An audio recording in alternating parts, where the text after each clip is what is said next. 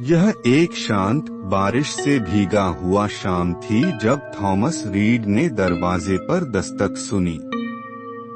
शहर की सीमा से बाहर अकेले रहने वाले थॉमस के लिए किसी का आना असामान्य था।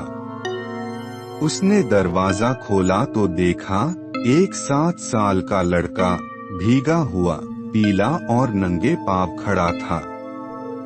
उसके आंखों की रंगत एक ठंडी सी धूसर चमक थॉमस को असहज कर देने वाली थी।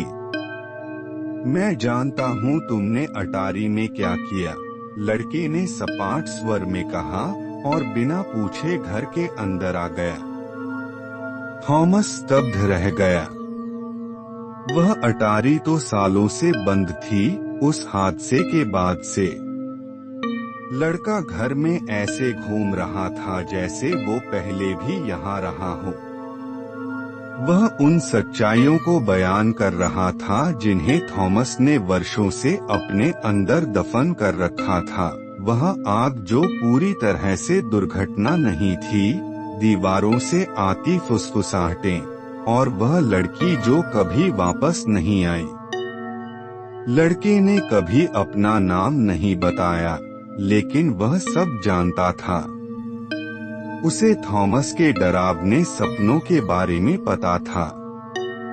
उसे उस डायरी का भी पता था जो थॉमस अपने गद्दे के नीचे छिपाकर रखता था।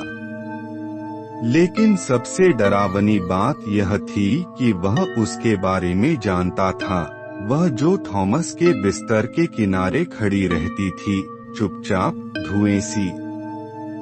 मुझे तुम्हारी मदद चाहिए, लड़के ने एक रात कहा। उसकी आंखों में अजीब सी चमक थी।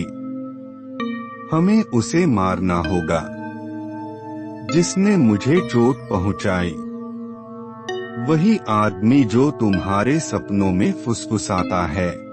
वह थॉमस को जंगल के उस हिस्से में ले गया जहां पेड़ कभी हिलते नहीं थे और हवा हमेशा भारी लगती थी। वहाँ पत्तों के ढेर के नीचे एक दरार वाला आईना था, जिसमें कोई और दिखाई दे रहा था। वही चेहरा, लेकिन आंखें वैसी ही जैसी उस लड़के की थीं।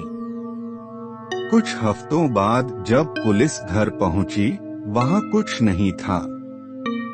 बस धूल, अटारी के दरवाजे पर पंजों के निशान और एक खुली डायरी जिसमें अंतिम पंक्ति लिखी थी, उसने मुझे दिखाया कि मैं कौन हूँ। अब मैं समझ गया हूँ। कुछ आईने प्रतिबिंब नहीं दिखाते, वे सच्चाई दिखाते हैं। और सच्चाई को दफनाना पड़ता है।